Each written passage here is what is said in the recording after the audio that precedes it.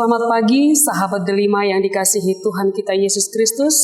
Sebelum kita memulai aktivitas kita pada hari ini, mari kita terlebih dahulu mendengarkan firman Tuhan, yaitu yang tertulis dalam Injil Lukas pasal yang ke-10 ayat 5. Beginilah firman Tuhan. Dan kalau kamu memasuki satu rumah, katakanlah lebih dahulu, damai sejahtera bagi rumah ini. Demikian firman Tuhan. Saudara-saudara yang dikasihi Tuhan, harapan semua manusia hidup dalam kedamaian. Namun kedamaian itu jauh dari harapan. Untuk itu peran kita sebagai orang Kristen menjadi pembawa damai. Oleh karena itu, kita sering katakan dalam membuka dialog, dalam memulai pembicaraan, atau dalam khotbah, kita selalu menyatakan shalom atau damai sejahtera. Saudara-saudara yang dikasihi Tuhan, begitu juga di saat kita memasuki satu rumah, di saat kita masuk ke rumah kita masing-masing, kita juga selalu mengatakan kata shalom. Dan begitu juga buat nas hari ini, yaitu perkataan Yesus di saat Yesus mengutus para murid-muridnya, yaitu untuk pemberitaan firman Tuhan. Mereka dipersiapkan agar mereka tetap dalam hidup kedamaian, karena mereka diutus, yaitu ke tengah-tengah serigala, banyak tantangan, banyak pergumulan. Tetapi Yesus mempersiapkan murid-murid Tuhan Yesus agar tetap hidup di dalam kedamaian.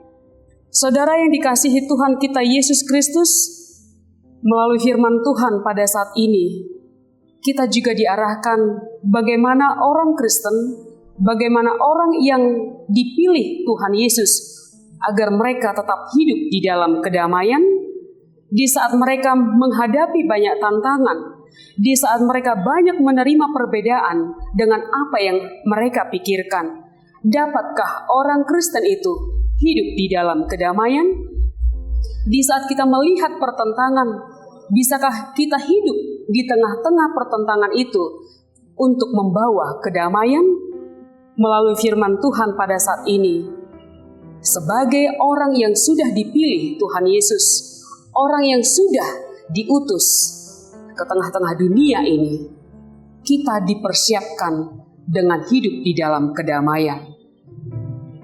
Perkataan damai bukan berarti suasana tenang, tapi di dalam pertentangan itu, kita juga diharapkan bisa hidup di dalam ketenangan.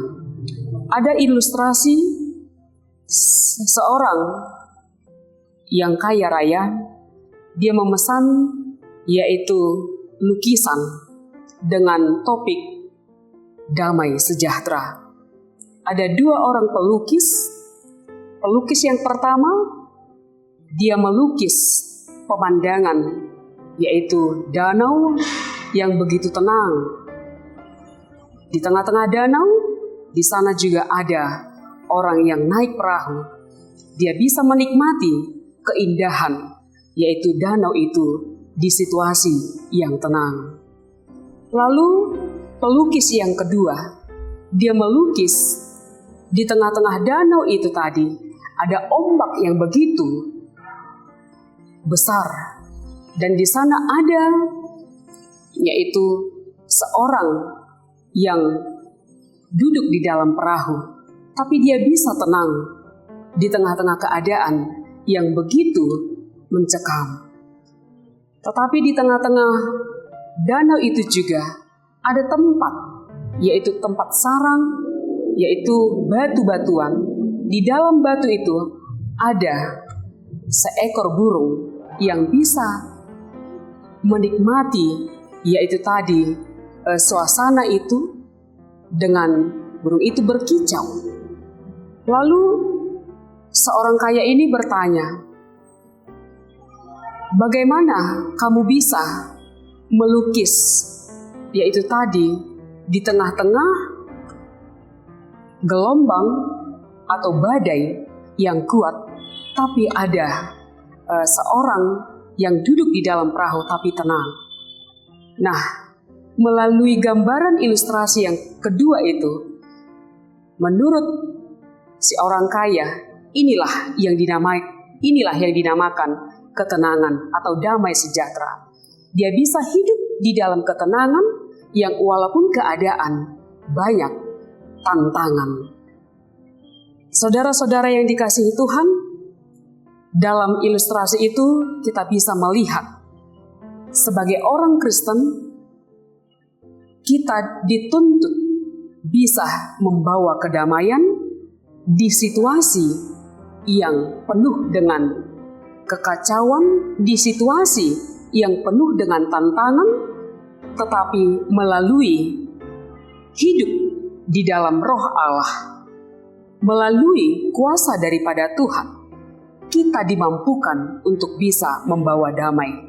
Karena kita juga mengakui bahwa Raja yang kita sembah, Yesus yang kita sembah, Dia adalah Raja kedamaian. Orang-orang yang sudah hidup di dalam Kristus, dia pasti dimampukan hidup di dalam kedamaian.